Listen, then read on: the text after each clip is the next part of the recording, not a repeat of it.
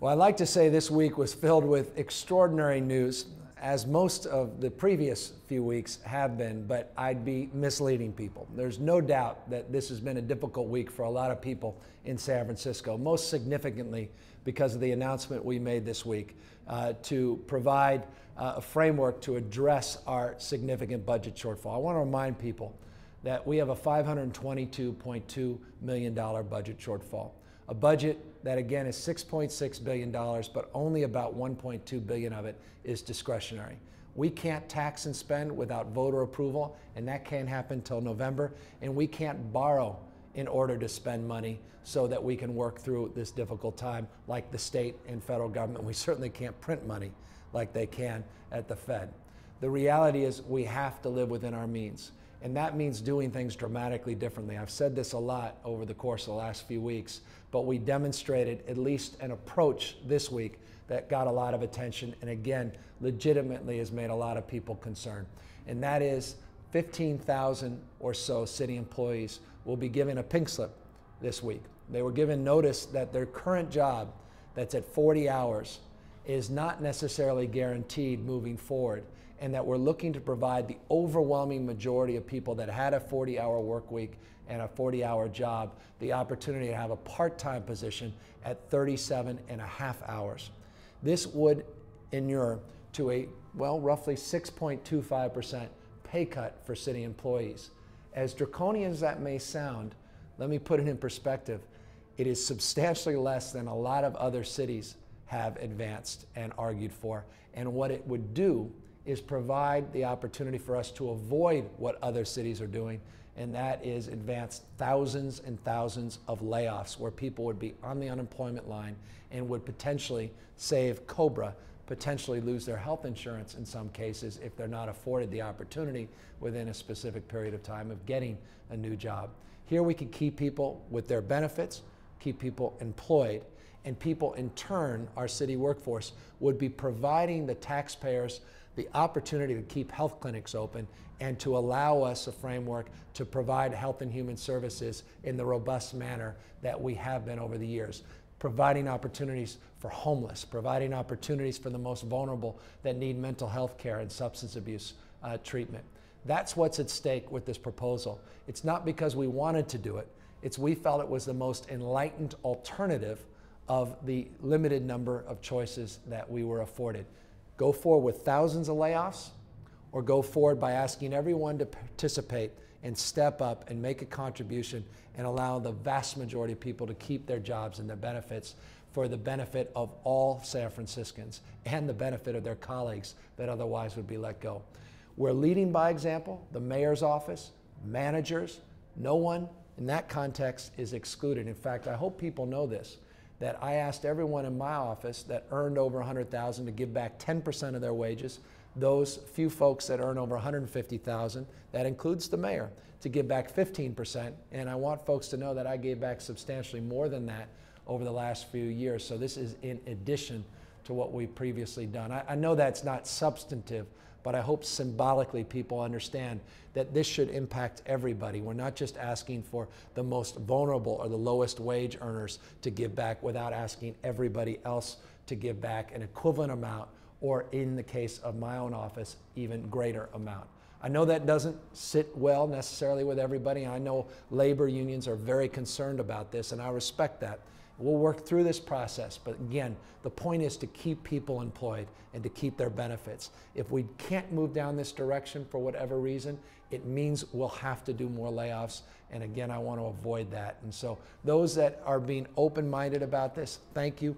Those that are closed-minded about it, please give us a chance to make the case. And those of you that are vehemently opposed, please send me an email, tweet me, send a Facebook reference and a message saying you got a better idea, because I'm all ears. We're going to have a process to address those concerns in the next few weeks, and I mean this with absolute conviction and sincerity. If you do have a better idea, and I absolutely believe that it would make a difference and reduce the cost of government and keep services open and help our workers, I promise you we'll take it seriously and we'll take you up on it. Second thing that I know is challenging a lot of people are all these state cuts to education. I talked a few weeks ago about the state cuts to our public transit. Remember, $179.1 million has been cut from the state of California to the muni budget. We would be running surpluses had it not been for those cuts. Well, the same in many cases could be said about public education. Not surpluses, but certainly not the stress that public schools are feeling all across the state, not least of which San Francisco Unified School District. 8 years in a row, they've seen improved test scores. The achievement gap finally being addressed for Latinos and African Americans. Real partnership with our public schools through the city's partnerships. Universal preschool. 85% of elementary and middle school students getting after-school programs. We're investing in wellness centers to deal with physical and adolescent mental health in our public schools. Comprehensive arts education. Every child, every classroom, K through 12, the city helping fund that. Providing the framework of opportunity for a 4-year college education in the California State University system through San Francisco Promise, and $24 million that we provided last year so we wouldn't have the draconian cuts, particularly with teachers that would otherwise be laid off by using our rainy day reserve. Well, that's the good news.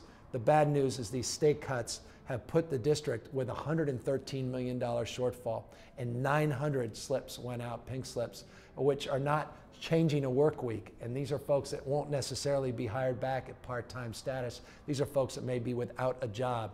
The city's going to put $6 million up because of the leadership of Supervisor Bevan Dufty and other members of the board through our rainy day reserve, but that's not the 24 we did last year, but it's important. But it's, of course, not enough to address the $113 million shortfall.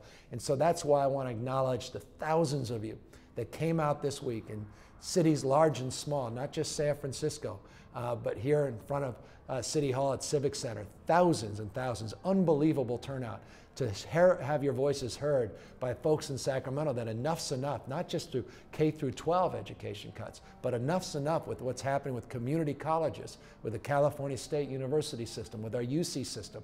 I mean, at CSU, at San Francisco State, we've seen tuition increases almost double in the last 7.5, 8 years, almost double. You're seeing costs at community college, $20 a unit, now $26 a unit. They're shutting down classes. They're shutting down opportunities. It's impacted faculty, it's impacted morale, and it's going to devastate the economy of the state unless we wake up. And so thank you for everybody for trying to wake up our state legislature, wake up the governor, so that we unite as one voice to say enough's enough. There are plenty of alternative revenue sources, and I won't get into those today, but there are plenty of other revenue sources to offset these state cuts to education, higher education, not just K through 12 education. And your voices certainly are being heard at City Hall, and we'll do our best, but we need those voices heard up in Sacramento so they can do their best, and we'll be there front and center working with all of you. Final point that I want to make, sort of highlighting this week, and depending on your perspective, I recognize the controversy of this, and that's the sit-lie ordinance. I came slowly to this realization and rationalization that we need to do things differently and give tools to address the issue of behavior out in our streets and sidewalks.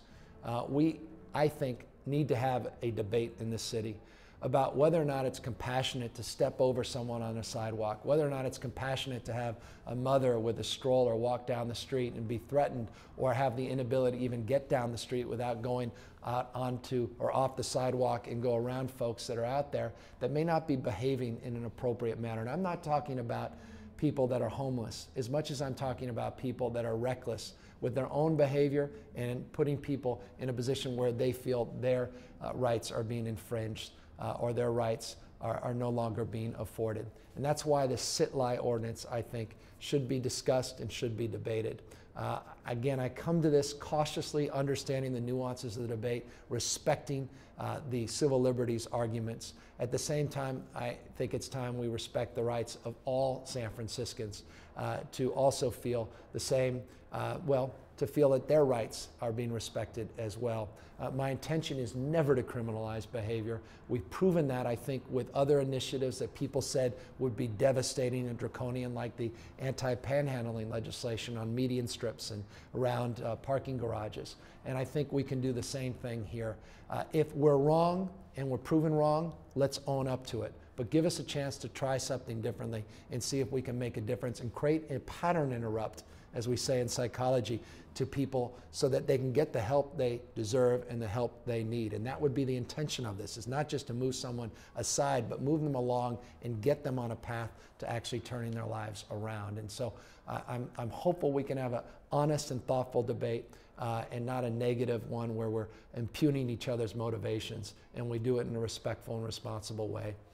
Final comment, good news to the extent that this has been a tough week in many respects, the topics I've mentioned. The streets and sidewalks are cleaner than they were in the last audit cycle we had, and much cleaner than they've been in years. And I know what you're thinking, not on my street. I get what you're saying. The streets still have too much garbage and graffiti. We can do a better job. But I want you to know, we just had a controller's report came out, said that the streets are cleaner than they've been in years. The sidewalks are cleaner than they've been in years. And we did this with limited resources. We actually had declining resources, and we proved we can do more with less. The one area where we were short was private property and graffiti. And we just launched a new initiative this week to help support our private business owners and private property owners, provide them resources so they can help abate graffiti on their property, which ultimately is their responsibility. So some good news in terms of street cleanliness and sidewalk cleanliness. A lot of controversy I get around sit-lie. We're going to listen to the arguments on both sides,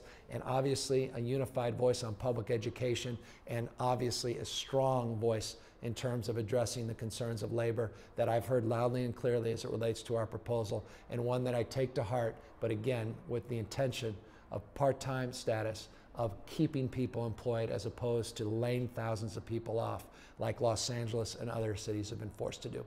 With that, let's end with Twitter time. I got a lot of tweets again this week, and now I'll just take the opportunity to answer a few of them randomly.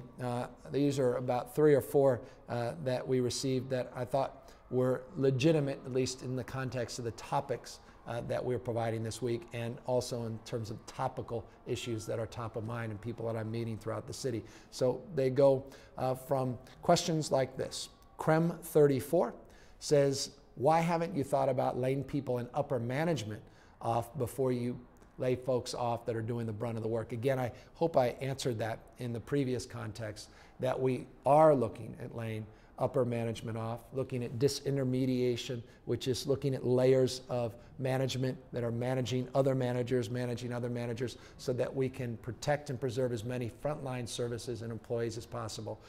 All of us are in this together. Management needs to make contributions and sacrifices. It won't just be the frontline employees. This one from FinSrvSalesGuy says, what new initiatives are on the table of helping local business? Grants, direct aid, loans, and tax breaks. First of all, call 311 and they'll direct you to our Small Business Assistance Center, which can direct you to a lot of the grants and programs. But one of the biggest things is these small business loans that we're putting out, these microloans. We have about $1.8 million in a revolving loan fund for microloans to deal with the liquidity challenge and the credit challenge that still exists for small businesses that can't get lines of credit and can't get small loans from their bank or credit unions. Please learn more about that and ask about those microloans. We also have an initiative that we've advanced that is in front of the Board of Supervisors to create tax incentives for all new hires. This would be a payroll tax waiver for all net new jobs. We had a robust discussion about this last week at the Board of Supervisors. We're hoping to get the board to give us an up or down vote along the lines of what Obama wants on health care, which is good news, by the way. We want the same opportunity at the Board of Supervisors for these tax incentives to create new jobs as well. But there are all kinds of other grants. There are all kinds of federal and state programs that people should avail themselves to. And my Mayor's Office of Economic and Workforce Development can also direct you. So call 301, ask for Small Business Assistance Center and the Mayor's Office of Economic and Workforce Development, and our folks can direct you to some of those programs specifically. And final 2 questions. Here's a good one. I get this all the time. This is from dzuckers. I was going to read it out phonetically. What's being done or going on with the 49ers and leaving the city and building a new stadium? Are there any talks going on? Again, we have a framework to keep the 49ers that you approved, the voters approved. We already had our stadium ballot measure. Santa Clara is still talking about theirs. The voters overwhelmingly passed Prop G a year and a half, almost 2 years ago. We have the environmental work that's almost complete. We'll be going in front of the Redevelopment Agency and Planning Commission in a few months, sometime in May, and we should finally get the certification of our environmental review. We also have a partner identified that will put up the money, not the taxpayers, but the private developer, to partner to put up over $100 million to offset the cost of building a stadium. And we have been afforded $92 million, more than all the other shipyards in America combined, to clean up the toxics out in Baby Owners Point. $652 million in the last number of years to clean up the shipyard, which is going to inure to the benefit not just of potential sports stadium, but to all the residents out there to substantively address the issue of environmental justice. A lot of progress being made. The only problem we have is we don't have a team that wants to stay. They obviously are focused on the Santa Clara ballot, which is going to be close. There was a new poll that came out, split down the middle, 45-45, and pending that outcome, we'll see what we can do. Final question. This one comes from then Caleb said, my apologize, says, can I shake your hand? The answer is, well, virtually yes, literally any day. Come on, introduce yourself, and I'd be happy to shake your hand and any of your hands. I'm going to keep doing those open door days. I hope folks are going to avail themselves to that. We had a good one down in the Mission in the Tenderloin a few weeks ago. We'll keep doing more of that, more town halls like we did last weekend on the budget, and more engagement in terms of hearing your voice and your concerns. Keep sending in your tweets, keep sending in messages on Facebook, and keep engaging in the life of your city. For all of the good news and the bad news, I wish you all a great weekend, and thank you for your commitment and your interest in our great city.